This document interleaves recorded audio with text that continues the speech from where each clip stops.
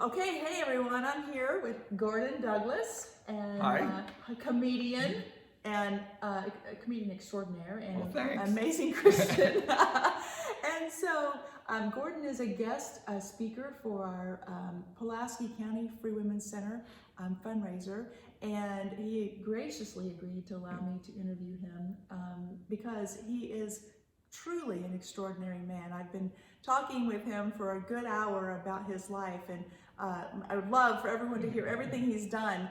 But I want to just start. Gordon, where are you from? Born and raised right in South Philadelphia.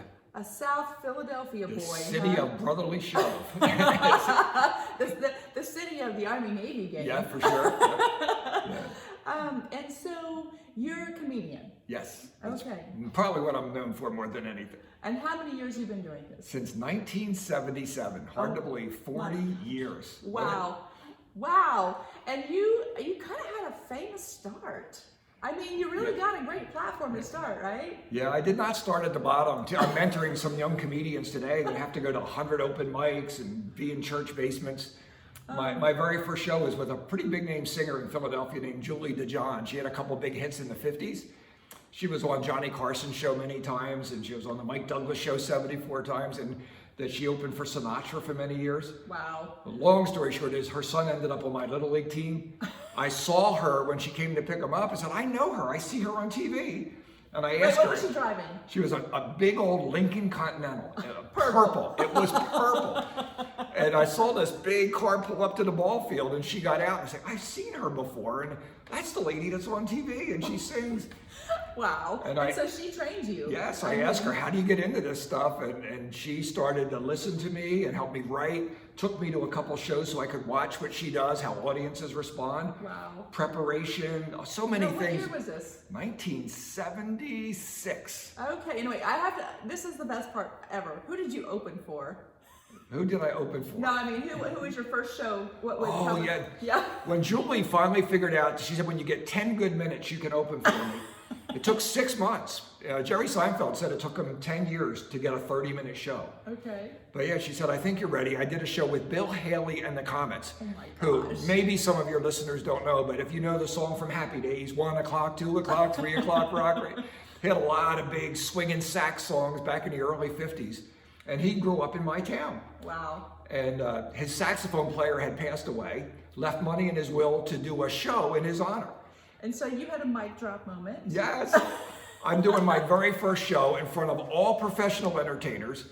Every half hour they'd ring a bell, say drinks are on Rudy, so people were pretty soused before I even got up there. And I'm a brand new believer doing a clean show in a nightclub. And they introduced me, making his stage debut for the very first time. Welcome a young comedian from Philadelphia, Gordon Douglas. Never had this happen. Spotlight hits you, I'm on a stage, there's a band behind me, guys doing rim shots, And I was truly humbled. I said, I'm just honored to be here tonight to honor an award-winning songwriter and international musician named Rudy but his name, I forgot. His name was Rudy Pompili. You don't forget that. He's paying for the party. So in the midst of that, I just said, we're here to honor such an award-winning man and a great performer. And I just went blank. I went blank. In my ADD hyperactive world, it was like 10 years, but it was probably 10 seconds. But behind me is a big poster of Rudy, and his name is across the stage. And I just slowly turned around and read, Rudy Pompili, and they roared. They thought I was busting on the dead guy. 2 Jewish comics in the front said, this kid's got chutzpah. He's got chutzpah. So the people roared. I took a breath and relaxed, and the show went great. Wow. And for the next 2 years, I traveled around with Julie DeJohn as she opened for all these big name people from Frank Sinatra and Joey Bishop and Danny Thomas. Wow. So, what else? That was a huge start. Yes. And then you ventured out to Hollywood and met some other really famous people, but decided that wasn't really what you wanted to pursue. Yeah, well, I think, they decided I wasn't ready as well. I was being gracious. Yes. But I went out and at the invitation, I worked at a refinery for 7 years in South Philadelphia, right at the Platte Bridge. And this old man came up to me and said, Gordon, I got your cassette. I heard you on the radio. I used to work with Bob Hope. Oh. I I said, really, Bob Hope? Every Christmas I watch his specials. I grew up watching Bob Hope. He said, if you want, I'll send your cassette to him. I'm thinking, everybody tells you they know somebody. Nothing's going to come of this. Right. But I give him a cassette, and 2 weeks later, I get a letter from NBC Studios. Mr. Hope really liked your cassette. We'd like to invite you to audition for a show. Wow. I took my 2 weeks vacation, flew to Hollywood, and I went to the Comedy Store. And there was David Letterman, Jay Leno, Robin Williams, Ellen DeGeneres, Jimmy Walker, Dynamite, all these people. And I was intimidated. I thought, well, I'm not ready for this. But I went. Good for you. And we auditioned for the American Bandstand, who was introducing comedians that year. And I did not get picked. Yeah. In fact, after Robin Williams went up, the next 5 people just said, forget it. I mean, he was so incredible. Yeah.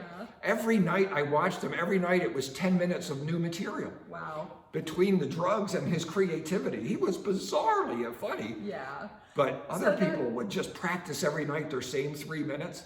Oh, it was a lesson. Yeah. And so God took you a totally different direction. Yeah.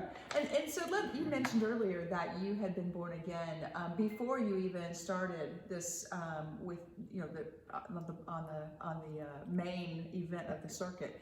And so tell us a little bit about your salvation experience. Yeah. Well, I was the angry, hurting kid. I wrote a book recently called Growth Spurts and Growing Pains, The Struggles of a Skinny Stud Muffin.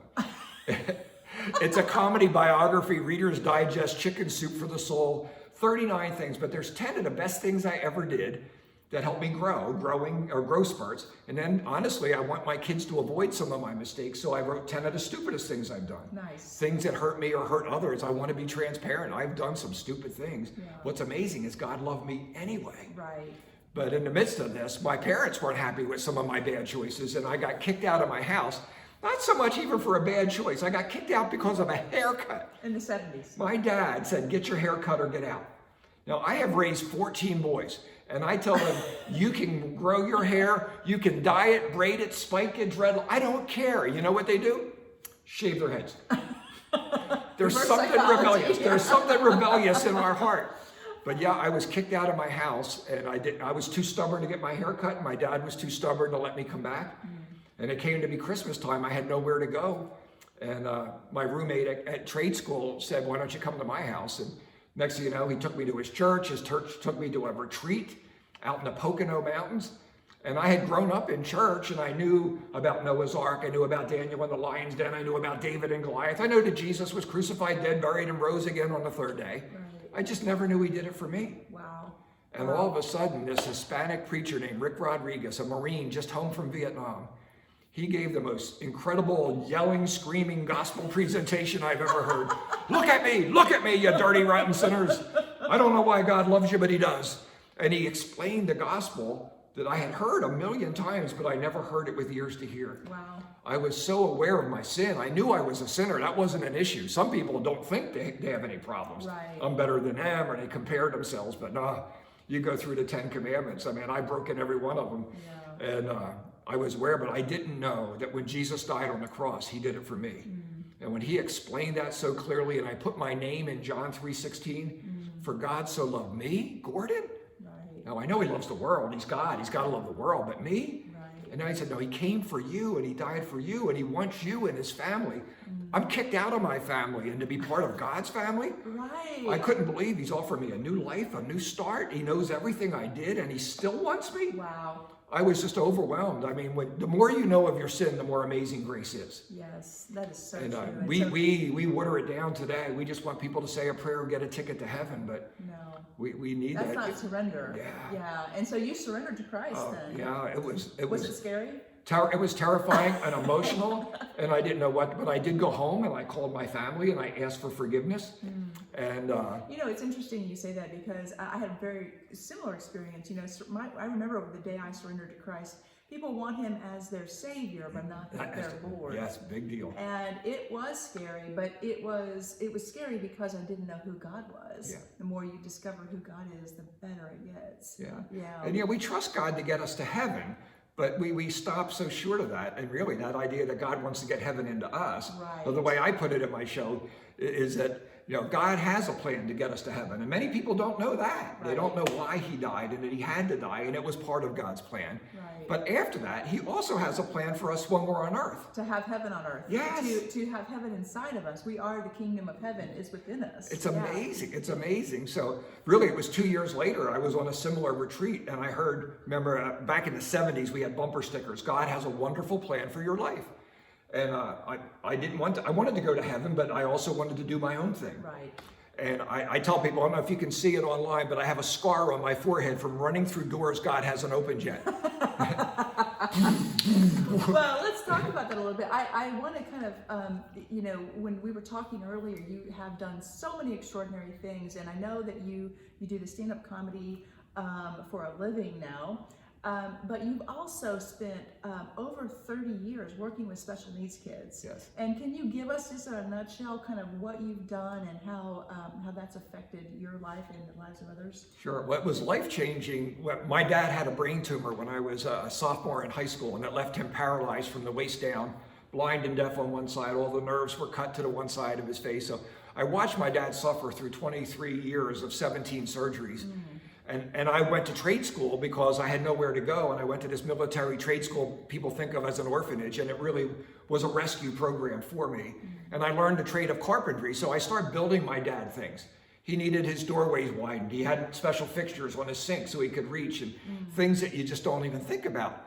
And then he would go to the doctors, and people say, "Where'd you get that on your?" "Oh, my son built it." Oh. And the next thing you know, I was building it for other people, and it grew into a business with 7 full-time employees, where I build furniture and equipment for people with physical disabilities. Wow. Most of it, several hospitals in Philly, but most of it for one school called Cerebral Palsy Association, now called CADES, Children and Adult with Disabilities. And you made a lot of friends there when you were associated with the school. And these children, did you develop good relationships with them that seemed to be a lasting bond? Yeah, I mean, I was there 34 years, Wow. three days a week. I would go in and fix wheelchairs, fix toilets. What do you do when you're not on stage? My first chapter of my book is called The Princess and the Plunger. Because Nice. as my comedy exploded, I got invited to Florida for this maternity home, and it was done by a Catholic association. And there were NFL players there in Florida, Miami, the Marlins, the NBA, all these, and Miss America was there. The nice. princess, Miss America. So I have an ice sculpture, a chocolate fountain, and I do a show for like 2,000 people and then the next day I fly home, and my wife said the school called. And she driving our 15 passenger van for all of our kids. We drive by the school. I'm in a suit. I travel in a suit in case they lose your suitcase, which they do. Right. So I go walking into the school, and all the teachers are like, "Look at you." Oh, no. They've never seen me without my tool belt and my jeans on, right? And I said, yeah, I was with Miss America last night, but yeah. And I said, but my wife said you called, what's going on? They said, the toilet and room 8's overflowing. Oh, and I went from the princess to the plunger in 12 hours, and that keeps you grounded, doesn't it? Yeah, absolutely. But the kids, I was there 34 years, and I watched these kids grow and go from a wheelchair to walkers. I watched them go through the program. And they loved your jokes. Yeah, I carried a little joke book in my toolbox, and every room I'd go in, I always told them a joke, and silently when I could, I go around and lay hands and pray over them, and just. You know, when we were talking earlier, you mentioned that a lot of times the school would call you when they were having a person who was really out of, just the meds weren't working. And tell us about that. Yeah, there are so many kids that have behavioral issues, and when they're angry, they can't even communicate, and they just would have tantrums or fall down or seizure. And sometimes they would just, either on the intercom, or just say, Gordon, could you go to room 6 or could you go to room 3? And I'd go in there and say, we can't, whatever, make up the name Bobby. He's just, and I would just go over and just lay my hands on him and just pray quietly and talk to him. Wow. And over, it's like nobody can figure out, the nurses, the mads, we don't know what's wrong, but it became a thing of just praying. Gordon's prayers. Yeah, just praying for God's peace and blessing. And I want to switch gears for just a minute. You mentioned earlier that the school that you went to was a trade school, and it started off kind of as a school for maybe lost boys, so to speak. Yes. And then it's interesting how your life parallels what your experience in that your home ended up being kind of a home for lost boys. Yes, And yes. so I'd like for you to spend a couple minutes telling us about that ministry that you've had of lost. Well, how many children have been in your home? Yeah, we've had 24 different kids, 13 at once. 13 at once was the most that we ever had. And then you also had your father-in-law and your My brother-in-law, Chucky, right? And Chucky had Down syndrome, right? Okay. He mentally tested out at like a 4-year-old level. He knew the alphabet. He was verbal. Yeah. So we could he was communicate. a church greeter. Yes, yeah. You couldn't get in our church without a hug. He gave the best hugs. Oh. Chucky and Charlie lived with us for 18 years, and the Lord took them apart, home, about 3 weeks apart. Oh, wow. And And so the kids that you brought in, the boys, the lost boys, right? Yes. That you brought in, 24, over 24 in how many years? 35, over 35 years. You've stayed in touch with a lot of them. Yes, almost all. Yeah, and you've had such a very strong influence. And how would you describe that influence you and your wife have been able to have on those? Yeah. Well, the background was that my wife and I were told we could not have kids. Oh. And that's the irony, and I'll share more of that at the program at the pregnancy center. But I was going around, I had left Hollywood and become a youth pastor, and I was speaking at all these camps and youth retreats, and I would tell them I was the angry, bitter kid that wanted to end my life, and how God dramatically changed, brought love and joy and peace, and that there is hope, no matter what you're going through at home and others. The world needs hope. And my wife and I didn't tell you, we used to make up 3x5 cards with our name, phone number, and a quarter Scotch tape. And I always ask kids in the audience, why a quarter? They don't know because they're all doing this. Right. But in our day, there was a phone on the wall, and they had booths, and you had to put money in. Oh, gosh. So we made up a little business card and said, if you need a friend, and we did this for 3 years. We gave out literally thousands of cards. And said, if you need a friend, you just call us. And one of the first verses I memorized was Jeremiah 3:3, God's telephone number. Call on me, and I will show you great and wondrous things which thou knowest not. Oh, that's great. JE 333, JE. That's how I remember stuff. Yeah. And sure enough, this boy called, 14 years old. 3 months later, he said, Gordon, I heard you speak at our camp. You said you help kids in trouble. I'm in trouble. If I told you his story, we'd be crying for an hour. Wow. Abuse of drugs, addiction, horrible stuff. We called the parents up. We went and picked this kid up off the streets. Wow. And called his family, and they said, keep him. And literally went to a lawyer, and we got legal custody. So this was in what year? This would have been like 82, 83. And so that's kind of was the first child that Yes. you took in, and then you started having your own children. Yeah, yeah. In the comedy show, it sounds like one thing happened, and then after that, God blessed us with 5 birth kids, which is not what happened. It happened, but once you start taking in kids, we didn't stop, and all of a sudden, God was blessing us, Yeah.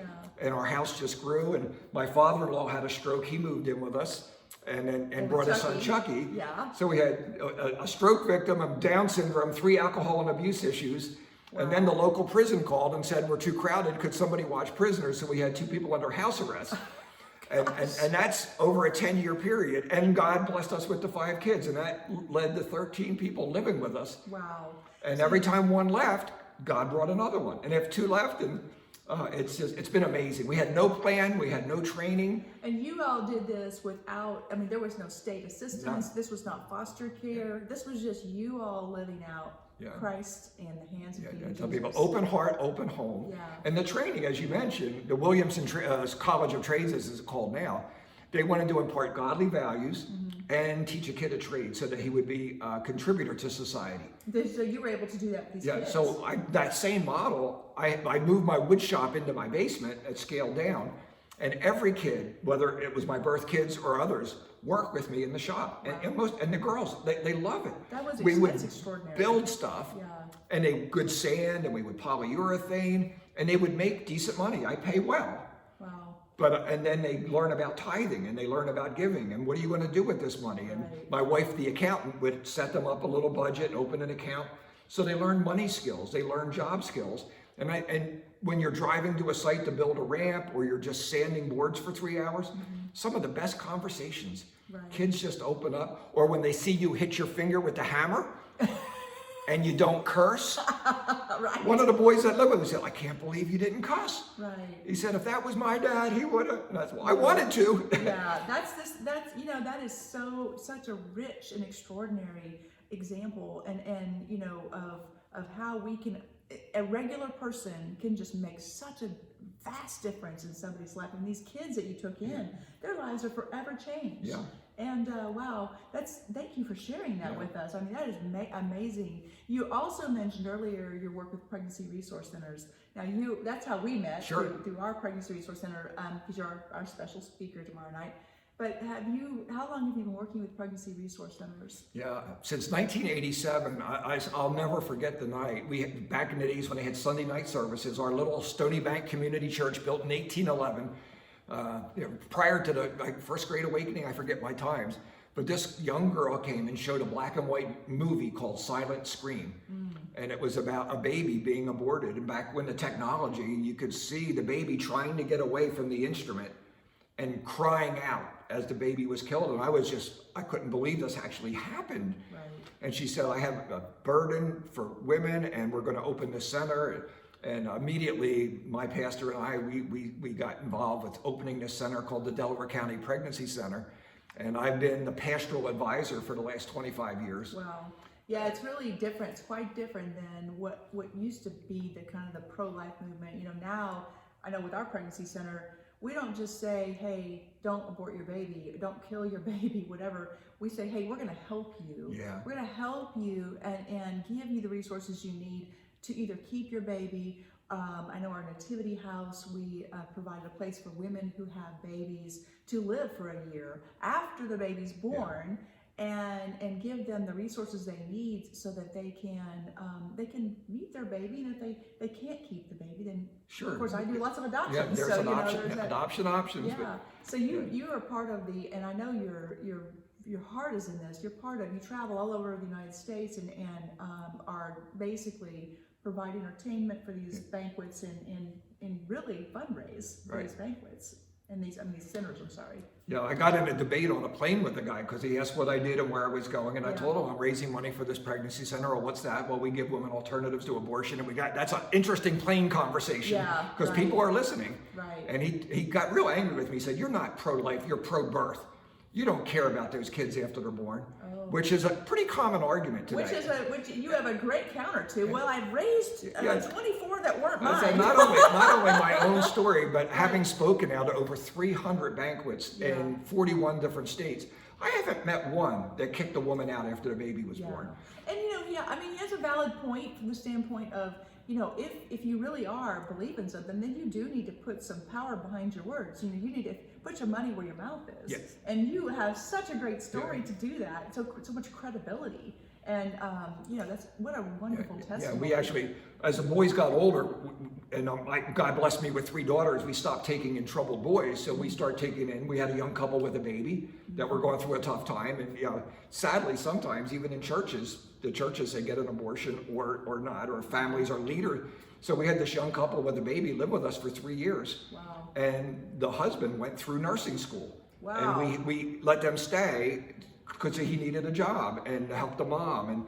And just to watch that, it was just amazing. And that is going to have such a large ripple effect that, that child that was saved, that's going to make a difference in somebody else's life, and just that ripple effect. Pam Tebow calls it the ripple effect. Sure. And she was our speaker last year, and I bought her book, and it's just such a great example. Well, and you and your wife, your life has got so many positive repercussions, and wow, thank you for what you've done and sharing who you are and being so transparent with your gifts. Yeah. So I have to ask you, you've raised all these kids, and you raised your own kids, and now you got grandkids. What's next? Yeah, that is a great question. I think God has really repositioned this whole COVID thing. I don't think God sent it or caused it, but I think He's using it to sort through some wheat and tares, to reposition people. And I'm very open. I think living the Christian life is the most exciting life there is. Absolutely. Biggest adventure. As the old saying goes, I don't know what the future holds, but I know who holds the future. Yeah. So I am open. I would love to do what I do now for the next 10, 20 years. I don't have any plans of retirement. Because as a comedian, we have no retirement. As one of my comedy buddies said, my dental plan is to chew on the other side. It's like, we don't have a lot of stuff, but I absolutely love what I do. I get to do these banquets I call hilarity for charity. I tell people what we did in our home, and I tell people, not all of you can take in all those kids, but here's what you can do. Yeah. and ask God what you can do. That's one of the interesting things, because most people don't ask. Yeah. God has a plan for me. The Purpose-Driven Life, remember that book? It sold 30 million copies because people are looking for purpose. Yeah, and you know, he had a plan before when we were formed in our mother's womb. That's why those Psalms, and we don't even bother to ask him. Yeah. What's the plan for today? So in terms of the future, I really don't know. I would hope that this COVID thing is over, but we might have another round. I don't know. Hey, you don't have to wear black masks on planes Yeah, anymore. we celebrated on the way here. We celebrated. So, so let's just let's have our outro. Tell us your favorite story or funny joke or something. I'd like to hear that. Oh, absolutely. I have a number of endings to my programs. I'll do the shorter one. I am super blessed, and first of all, I couldn't even date in high school. I talk a lot about my lack of dating and my first date and mistakes on a date. But when I got married and then Colton can't have kids, my whole life is, I just can't believe what I'm doing. But in 2001, my wife was diagnosed with breast cancer, and it was misdiagnosed, and it had spread for a year, and it was the worst case scenario, and it was very aggressive. And she went through 4 major surgeries, and they gave her 6 months to live. And it was just, none of that is funny, right? None of that is funny. So I tell people, I'm not just pro-life for babies. I'm pro-life because I told God, it took me 25 years to find someone that would date me twice. I really, if I get a vote in this, I'd pray that you would heal her. And I've learned, the more we pray for healing, the more we're going to see. I don't demand it, but I do ask. Right. But my wife went through 7 miracles. When they went for the final surgery, they opened her up and they said, we can't find the cancer. Wow. It's clearly there. We have the biopsy. We have all these tests, but it was an absolute miracle. Wow. And that was in 2001. They did some radiation treatment and did some others. And so there's a lot to that in just saying every day is a gift. Yeah. And the relationships we have. I mean, I do some marriage counseling, and people are like, my husband never says he loves me. Don't wait. Tell your kids you love them. Right. And I got so many side stories, but my Marine, one of the first 2 boys we took in is a Marine. And he called me the other day. We talk at least once a week.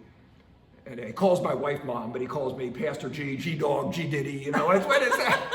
G-Diddy. Yeah, it's like back in the 80s and 90s. But he said, you know when I knew you loved me? That's an interesting opening line in a phone call. Especially for a Marine. Yeah. He said, you grounded me. And I was like, if I wasn't a pastor, I would be cursed. I said, you're blankety blank right, I grounded you. I wanted to kill you because he broke a couple rules and disappeared for 3 days. He wanted to go on senior week, unsupervised, at the beach with a bunch of kids. Like, no way. Yeah. Well, he ran away and did it anyway. And when he came back, he said, you might be 18 years old and you're going into Marines in a month, but you're grounded.